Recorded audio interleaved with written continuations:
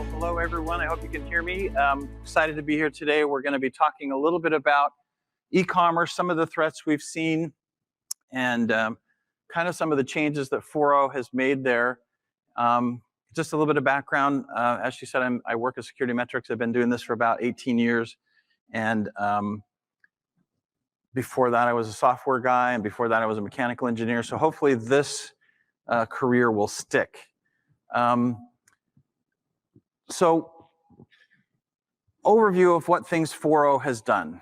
So some people are kind of wondering and always wonder what's happening and what's being added and why is it being added. So we're going to talk a little bit about that. We're going to talk a little bit about just some general e-commerce research that we've done and show you some of the results from that research. I think is pretty exciting. So let's just go ahead and get started. What attacks are most common? What are we seeing right now? So obviously you've heard the term e-commerce skimming. And everybody remembers when EMV wasn't a thing in the US and it was a thing in Europe. And we noticed in Europe a whole uptick in changes for compromises. They would move from the point of sale to the web to e-commerce platforms. We saw that same transition here. And as the time continues to go on, we continue to get more and more sophisticated attacks in that area. So we're seeing iframes. Iframes were really big, and they were a way to kind of reduce your exposure. You create a web page. You basically put a hole in it, a window, and you look through that hole to somebody else's provided payment page where data is being entered, and therefore you don't have to worry about it. So that's kind of been the thought process for a lot of years. Until, a number of years ago, we started actually seeing some pretty interesting compromises and how do you defeat and get the data actually out of some of those iframes. They were pretty simplistic at first. They're getting a lot more sophisticated now. So we're seeing kind of changes, obviously, in source. We're seeing redrawing of malicious scripts are being added. We're actually going to do a little demo later of actual, we're going to hack an iframe for you today live. So I hope that this all works, right? As always. So typically, the skimming is not really seen anymore by customers. In the past, when skimming occurred, often you'd see like the screen flicker, or you'd have to enter the card number twice, or different things like that. And so you could kind of go, this is weird. Or maybe the transaction actually wouldn't complete. And now all of those things have kind of been looked after, and everything works seamlessly. You hardly ever know when anybody is doing anything bad in the background of an e-commerce site. So PCI DSS then has positioned a number of requirements in 4.0 to help address this. And us being from the forensics industry and kind of on the QSA side, it was really great when we were able to visit with the council and help them see some of these things that are coming, and work together as a community to get some of these requirements added. And I know maybe people think, well, they just added this stuff to 4.0 so that it's harder for us, and so QSAs can make more money. No, that's not true. There really is some important changes that are being made there. We're going to talk about just a few of them here today. So what are the things? Let's talk about some of these. Initially, we are doing, interestingly, SecurityMetrics is known as a QSA. We also do the ASV, which is the scanning, VA scanning solution. And we've been doing some primary research recently over the past couple of years because we're noticing some of these trends and changes in e-commerce. So we collected 52 million e-commerce domains. We got a big list, and from there we actually validated 52 million worldwide e-commerce websites validated as e-commerce. We put together this program we call Risk Check. And now this isn't the script scanning stuff yet. This is just looking in general at e-commerce domains and what we're finding and what we're seeing. With our background as an ASV, we happen to have a little bit of insight into what things that we can test for quickly. And again, you don't want to run 52,000 checks against 52 million e-commerce sites. You got to pare that down to a really quick, tight set that will not represent a false positive. So we came up with a list of a number of things that we will check, and we've run this check, basically the world e-commerce test, a number of times, and here's some of the data that we've compiled from that. And again, no false positives. These are real things. So out of the 52 million websites we tested, about 30% of those sites had serious vulnerabilities on them, which doesn't sound so bad, but 30% of 52 million is pretty big. And we recently added some checks with the content security policy and source resource integrity, which are two technologies mentioned in 11.6.1 and PCI DSS 4.0. So we thought, well, let's just see how many people out there are actually using or utilizing this technology right now to protect their web pages and their iframes. And only 17% of all of these sites, these 52 million sites, were using one or the other of those technologies. So that's a combined number of both of them together. So that kind of is just a quick background on this e-commerce research. We've got lots of other stuff. We're going to be doing a lot more. I only got 20 minutes today, but it's interesting kind of general research. We've got this big database, and we're going to continue to just do a lot more work there. So the next kind of thing that we were doing is we do a lot of shopping cart forensic investigations as a PFI and working with customers, lots of merchants. And so over the past couple of years, we investigated really carefully 1,400 shopping carts, or 1,400 sites were reviewed specifically for skimming attacks. Not just attacks in general, but skimming attacks specifically. Out of those 1,400 sites, 92% of those sites had security issues, and that represented about 2.44 issues per site on average. And here's another little graph showing kind of the composite results. But of those, you can see this little purple arrow here, purple wedge. 3% of those sites were actively losing credit card data. Now, that doesn't sound so bad when it's in 1,400. 3% of 1,400 isn't that big. But when you apply 3% to 52 million, that could represent as much as 1.56 million e-commerce sites right now actively losing credit card data. 1,400 sites is not a bad statistical sample of doing this kind of a deep dive. So we think that those trends are pretty representative of what's going on out there in the industry currently. So that's kind of a little bit of background on some of the research we've been doing because we were interested. We actually started before the requirements in PCI 4.0 were there. We were doing kind of figuring out how to do the script scanning for about 3 years now. So what I'm hoping to be able to do is actually give a live demo of a iframe skimming attack. So we're going to give that a shot.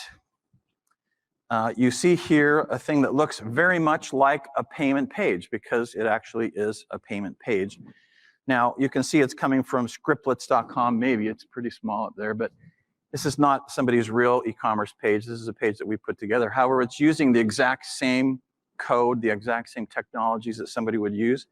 You can see it's like we've already gone through the cart and selected our awesome items here. We're ready to type in the card. Just as a quick kind of check here, we'll do an inspect on this, and you can see that this is an iframe right here, this center thing. All the data is coming from a site, and it's called offpaygate.com. Now, that's not a real payment processor. That's a site that we own, but it's basically going to this third party for the contents of this frame. Okay, so I'm just kind of showing you and proving to you that this really is a iframe. And if I'm ready to check out now, I can go ahead and put in my credit card information. And we'll select a phone number here.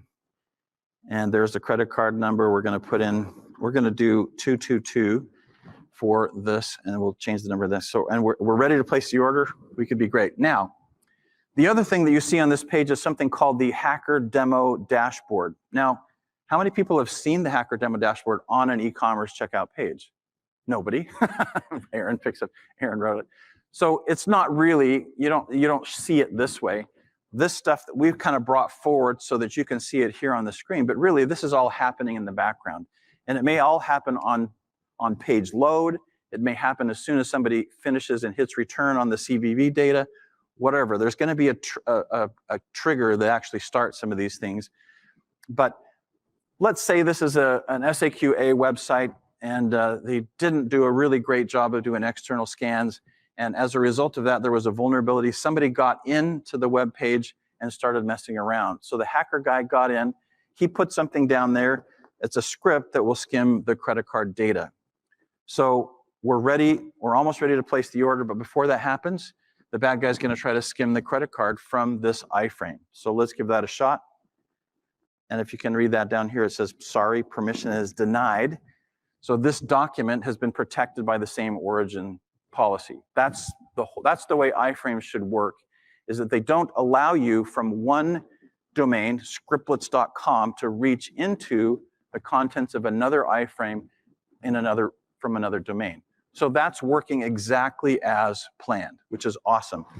And so the guy goes, well, shoot, I can't get that going, so let's try something else. I'm going to insert some malware that will actually attempt to break that iframe.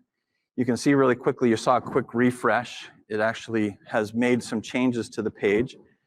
Just to prove to you really quickly here, let's look at this element still, and that still is an iframe coming from where? Off paygate.com. So there's still, this is not a replacement, it's not coming from some new place. This really is in the actual location where it will be doing that. You could place the order and it would actually go through. So let's type in our information here, and we'll pick a phone number. And I hope that this phone number is a good one. Is Mike here? And so we're going to go ahead, and we could place this order and it would go through. So now we're going to try to skim the credit card data. Boom. So what do you see down here? We actually got the credit card data from that iframe, which actually is authpaygate.com. How did we do that? How did we do that? And I actually added a little thing in here. I don't know if Mike Green is in the audience. There he is. Mike, did you get a text? Not yet? So we actually added something that will send the credit card data via a text. There he goes. He's got it. He's holding it up there. We got it, the text. He received it. So there's the bad guy actually right back there. Mike Green. It's figures that you would be stealing credit card data, Mike. So what really happened? So you've seen the hack. It looked pretty amazing. Now this also can be done. This looks a little contrived because we put it all together. I won't show a demo of it, but we actually have used a commercially available service provider's iframe page that had a lot of really great protections on it to prevent people from doing some of this kind of stuff. And a guy in the back of the room there, Aaron, was able to, in a couple of days, figure out how to break through their protections, which isn't necessarily bad. They did a really great job, and execute the same attack, which is defeating the same origin policy of the browser. That had nothing to do with the great protections that this iframe service provider that hosted the payment page element had nothing to do with their security. They were great. It was really wonderful. It really is an attack on the sourcing iframe page. So there's nothing that third-party company could have done other than finding, they couldn't have done anything. The only thing you could do is search for scripts that are showing up on this source page. So let's go back to the presentation. Let me show you really quickly kind of what happened there. So what we had was a payment page, and this payment page was being sourced with data from auth paygate. There's the iframe. You can see the dotted line. So this is all looking pretty normal. The bad guy came in. He added a skimming script to the website because he broke into the website. It was not secure. Tried to skim the data. It didn't work because of the same origin policy was enforcing that. Then he went and did something really kind of creative. He added a new local page on this scriptless.com. I wrote acme.com because I didn't know what our thing was going to be, but he added a new page to the original domain, and that new page just contained 5 lines of data that actually sourced from it the same location from auth paygate. So its only contents were authpaygate.com. And then he threw a script on there that when you run it, it does a quick search through the document object model and replaced the iframe array element with this new source, and it's local, from local. So after the page was rendered, he went in and replaced the original iframe with another source location that was coming from local. So now the contents of this iframe are coming from where? From the original domain. And so will the same origin policy keep you from reading data there? Let's look. He tried to skim the script, and lo and behold, he was able to get it because it was coming from the domain that it recognized as being okay and secure. And that's part of my ability to look in and read that. So we read the third-party contents, but from a local proxied page. So this is a really simple attack, and it would be fairly easy to detect in the real world. We still see it a little bit, but it's a lot more complex now. Typically, we're seeing people maybe dereferencing the 7th service provider, 7 layers down. This script refers to this script, refers to this script, and that was the one that loaded the data. So we've given some of these situations that our forensics guys have found to our high-powered developers upstairs at SecurityMetrics, gave them 2 or 3 hours to find it. They could not find the hack. So it's not something that is going to be easily detectable by people. There needs to be a process and a way to really figure out when this is happening. So, and I forgot to actually do this in the thing. I could have pressed complete payment and it would have completed the payment. And nobody would have been the wiser. I forgot to push that button, but it would have come back saying authorized, the payment completed, and no one knew that the data was actually texted to Mike Green in the back there. So what do you do? What do you do to defeat this kind of an attack? And like I said, they're very difficult to find. The analysis has to be conducted at this document object model, this hierarchy of how you build objects to create a web page when you define it and when you display it, when you render it. You have to look at this stuff in that execution environment to figure out what's going on, find out where these scripts are being loaded dynamically. You can't just look at a static page and say, oh, there's a new script there. You have to wait until everything is being formed before you look. So as I mentioned earlier, PCI DSS 4.0 adds a couple of requirements to help this. And again, this dynamic script scanning, this requirement is not something just to frustrate people and especially frustrate SAQA merchants. It is really needed. We are seeing this in the wild. And as we mentioned, there could be 1.5 million websites already out there that are, from our sample anyway, that could be hacked and losing data right now. So what can e-commerce merchants do? What should you be doing? And what is the end goal? We need to somehow regain control of these payment pages and reduce the number of stuff maybe that's going on there. Can we simplify it, but start testing some of these tools right away? Here's how PCI DSS 4.0 addresses these threats. Number one, in requirement 643, we see somebody has to really kind of know and fess up to or agree to the scripts that are on the pages. There have been, at times in our analysis, up to 300 scripts on a payment site. And they may be marketing things, they may be tracking things, there may be all kinds of stuff. So unfortunately, you may have to make your marketing people unhappy sometimes and say, no, we need to simplify, we need to reduce, we need to have control and know what's running on our page. So 643 requires you to know what's there. And it's not that it's really doing anything in and of itself to prevent them. It's just an awareness. What have I done to my page? And then 11.6.1 is this periodic scanning. Sometimes it could be weekly. It could be, depending on risk, you get to choose that. But let's say it's a weekly scan to detect these changes. Because it's this hack that you saw today, it's part of the browser software.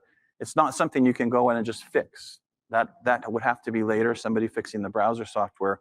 So it could happen, you could fix it, and that could happen again. So you have to be dynamically watching for this thing. You can consider using some of these other techniques like HTTP, SRI, and CISSP. But you've got to search these pages, and it's kind of difficult to do that dynamically. We hope that we have simpler and secure payment pages more in the future. Real quick, touching on SAQA requirements, this is going to be a challenge for SAQA merchants. Number one, they have to do ASV scanning, which prevents people from getting in maybe a little bit easier. But then this future data script scanning thing is going to be a heavy lift for them. How can you get ready? Start them doing SAQA start them doing ASP scans right away, figuring out who's doing it for them, how to interpret them. It's a cheap way to get people used to doing this kind of stuff, then start testing and working with these other scanning tools. The other thing that people have asked me from other large acquirers, will there be a delay in 4.0? Because this is going to be hard for 4.0 merchants, we got a resounding no from Emma. There is not going to be a delay in any of these timelines. A quick summary of script scanning tools out there. There are some, nothing specific, but there are different types of things to look for. You would want to find a tool that is actually looking at the document object model level. There are two types of tools. There's agentless and there's agent-based tools, something you have to install on like a script or something you have to incorporate into a web page location, a payment page location, or there's ones that can do it without doing that. So be aware of what you're getting into and what you need. Maybe service providers who are testing a whole bunch of them might need an agent. If it's a small merchant, maybe agentless is a better way to go. It's not like a VA scan. It's very complex. It's a little hard to do. Ease of use is going to be a big thing for adoption with SAQA type merchants. And again, start testing as soon as possible. So I'm almost done here. What's the key takeaways from this?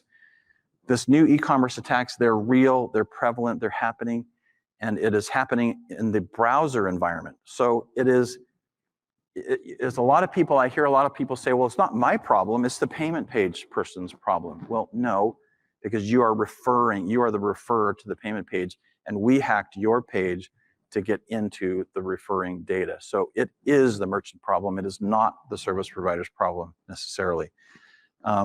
Changes in 4.0 help address this. You got to work with your SAQA merchants as early as possible. It's going to be the hardest for them.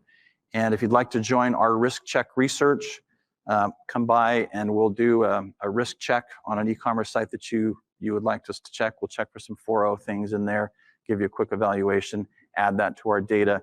We also have a script monitoring tool called Shopping Cart Monitor that you can come by and learn about as well. But this is real, it's really amazing, and these hacks are pretty cool, and you saw one today, and I appreciate your time. Thank you very much.